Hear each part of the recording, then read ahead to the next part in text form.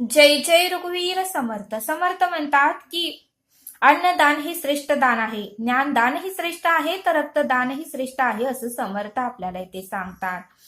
समर्थ म्हणतात की प्रत्येक युगाचे एक पुण्यदायी कर्म आहे. त्यामध्ये सतयुगाचे पुण्यदायी कर्म म्हणजे तप आणि तपश्चर्या होती, तर त्रेतायुगाचे पुण्यदायी कर्म म्हणजे साधना होती. तसे कलियुगाचे पुण्यदायी कर्म म्हणजे अन्नदान आहे असं समर्थ आपल्याला इथे सांगतात. आणि म्हणून समर्थ म्हणतात की कलियुगामध्ये अन्नदान अन्नदान केल्याने आपल्याला पुण्याची प्राप्ती होते असं समर्थ आपल्याला इथे सांगतात.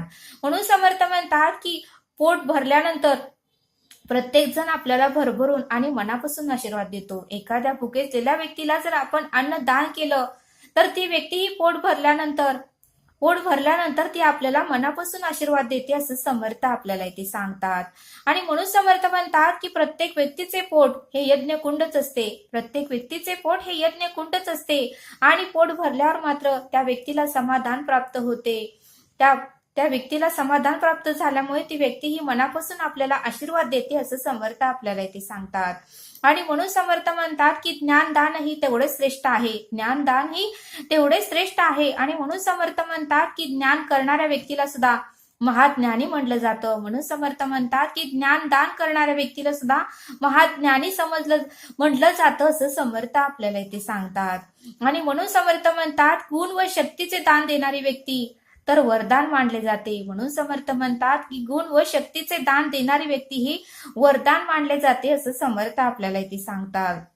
समर्थ म्हणतात की दान करताना कोणालाही कळू देऊ नका. आपण जर उजव्या हाताने दान केलं तर ते दान डाव्या हाताला सुद्धा कळू देऊ नका असं समर्थ आपल्याला इथे सांगतात. पण समर्थ म्हणतात की बऱ्याच व्यक्ती एखाद्या मंदिरामध्ये दान करतात आणि पाठीवर लिहिलेलं असतं की ह्या व्यक्तीने रंगकामासाठी या मंदिराला एवढी देणगी दिली. मग समर्थ म्हणतात की दान करता मग ते आपल्यालाही दान केलेलं माहिती असतं, परब्रह्मालाही माहिती असतं. मग तुम्ही बोर्डावर किंवा फळ्यावर का लिहायला नाव सांगता? आणि म्हणून समर्थ म्हणतात की दान केल्यानंतर कोणालाही आपण किती दान केलं हे कळू देऊ नका. उजव्या हाताने दान केलं तर डाव्या हाताला सुद्धा किती दान केलेलं आहे हे कळू देऊ नका असं समर्थ आपल्याला इथे सांगतात. आणि म्हणून समर्थ म्हणतात की अन्नदान करणारी व्यक्ती ही शिव लोकात जाते असं समर्थ आपल्याला इथे सांगतात. म्हणून समर्थ म्हणतात की अन्नदानापेक्षाही श्रेष्ठ ज्ञान कुठलेच नाही असं समर्थ आपल्याला इथे सांगतात. समर्थ म्हणतात की अन्नदानापेक्षाही श्रेष्ठ दान कुठलेच नाही असं समर्थ आपल्याला इथे सांगतात. अन्नदानासाठी आपण दिलेला पैसा कधीही वाया जात नाही किंवा आपलं कधीही नुकसान होत नाही. कारण आपण जेवढा अन्नदानासाठी पैसा देतो तेवढाच किंबहुना डबल आपल्याला परब्रह्म भगवंत आपल्याला देतो असं समर्थ आपल्याला इथे सांगतात. समर्थ म्हणतात की कोणाच्याही पोटाची आग शांत करून आपण आपल्याला पुण्याही प्राप्त करून घ्यावी असं समर्थ आपल्याला इथे सांगतात. आणि म्हणून समर्थ म्हणतात की अन्नदान केल्यास 21 पिढ्यांचाही उद्धार होतो. आपण अन्नदान केलं तर आपल्या 21 पिढ्यांचाही उद्धार होतो असं समर्थ आपल्याला इथे सांगतात. आणि म्हणून समर्थ म्हणतात की तिन्ही लोकांमध्ये अन्नदान श्रेष्ठ आहे.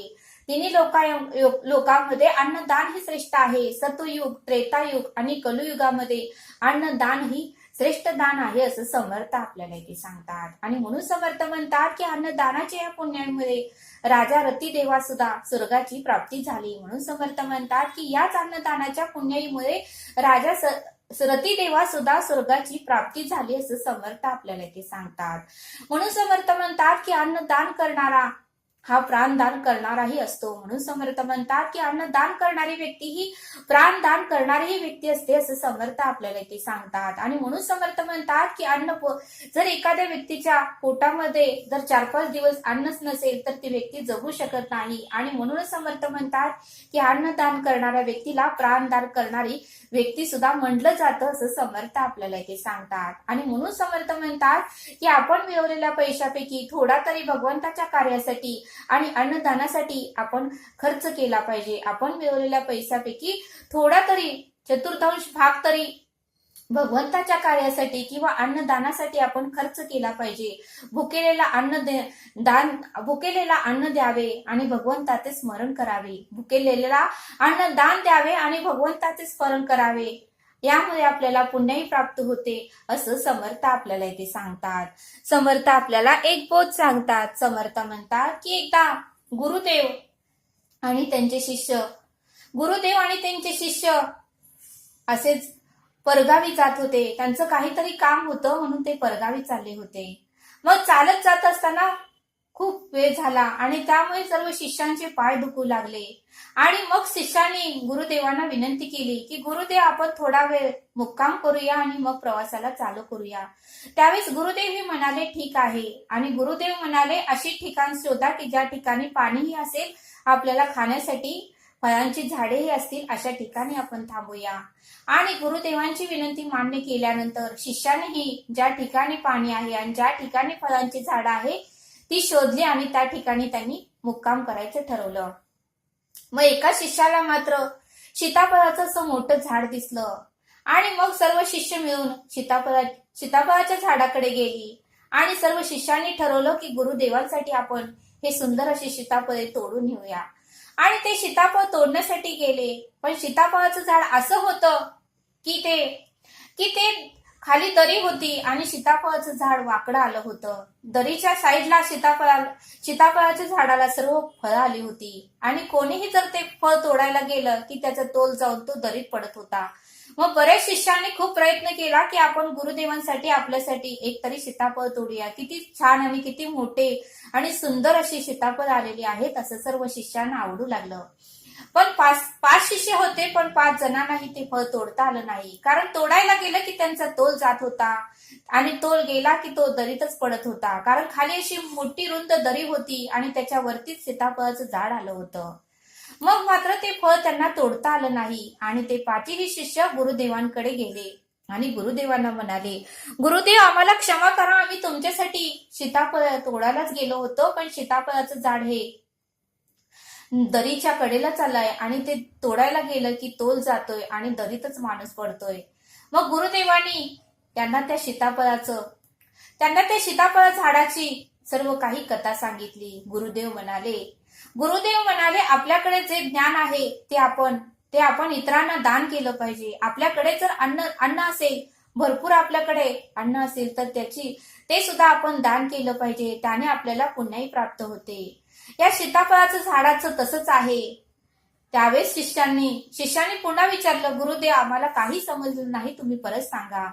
त्यावेळेस गुरुदेव म्हणाले, हे सीताफळाचं झाड हे मागच्या जन्मी एक विद्वान असं पंडित होता. हे सीताफळाचं झाड मागच्या जन्मी विद्वान असा पंडित होता. त्याला सर्व विद्याचे ज्ञान होते, त्याला सर्व शस्त्राचे ज्ञान होते. त्याने सर्व ग्रंथाचा अभ्यास केला होता. सर्व काही त्याला विधी पाठ होत्या, सर्व काही त्याला श्लोक पाठ होते. परंतु तो विद्वान पंडित अहंकारी होता. त्याच्याकडे अभिमान भरपूर होता.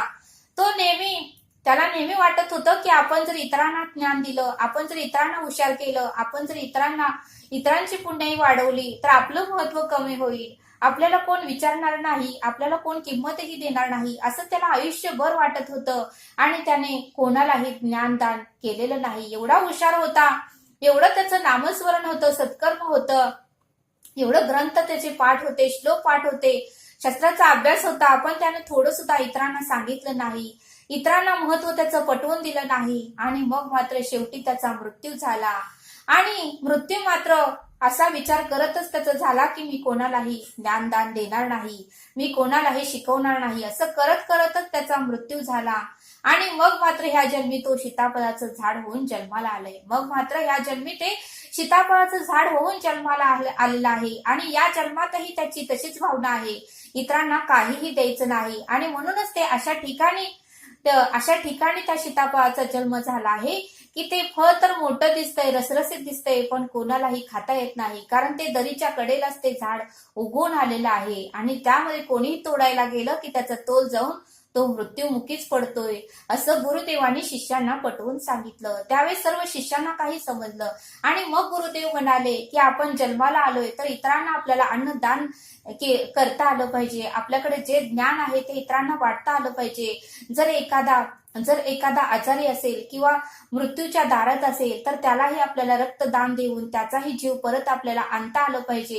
हे सर्व केल्याने आपली पुण्याई वाढते असं गुरुदेवांनी शिष्यांना पटवून सांगितलं. बघा म्हणले समर्थ, या बोधातून आपल्याला हे शिकायला मिळतं की आपण जसे कर्म करतो तसं आपल्याला फळ प्राप्त होतं. आणि म्हणून समर्थ म्हणतात की जितकं आपल्याकडे ज्ञान आहे ते इतरांना आपल्याला वाटता आलं पाहिजे. अन्नदान हे आपल्याला इतरांना देता आलं पाहिजे. रक्तदान हे आपल्याला करता आलं पाहिजे. यातून आपल्याला पुण्यही प्राप्त होते असं समर्थांनी आपल्याला इथे सांगितलं. तरी आता आपण येथेच थांबूया. धन्यवाद. जय सद्गुरू.